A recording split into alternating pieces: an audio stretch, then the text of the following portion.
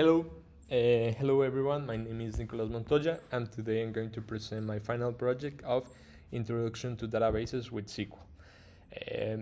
My project is called Spare Part Database, and here you find my information, GitHub, ADX names, and the day we are recording this, August 15 of 2025. The database, why it was created. Right now I work in a car manufacturer company that has operations here in Colombia. It is from the US, and I work in the spare part teams. What I found is that spare parts business are of high complexity due to some issues. The three issues are business logic. Unless you have an engineer background or experience with vehicles, it is very difficult to group parts in a logic way. I studied economics, and when people were talking me about brake pads and windshields and I don't know oil filters, I don't really get the information. So for me, there was not a specific or a logic way to try to group these different parts of the vehicles. It's different when you work like in a retail business that you have t-shirt, jeans, and shoes, and you know these kind of words. And the compatibility issue, well, a part is designed for a specific vehicle, and a vehicle, although it has many parts, could only accept specific ones.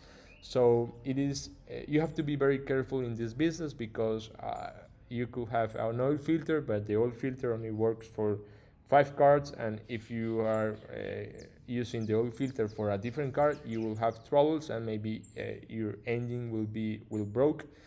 So we have to be very careful in this compatibility issue, specifically when we are giving information to our clients. And the third issue is the performance of the business. Due to multiple parts, it is difficult to track of. It is difficult track. It is a difficult track of the business performance in a specific way. Sometimes we just work with the aggregated. So right now in the company I work, we only track our monthly sales, but we don't have like a more specific way to track our business performance. That's why I create this database for the project.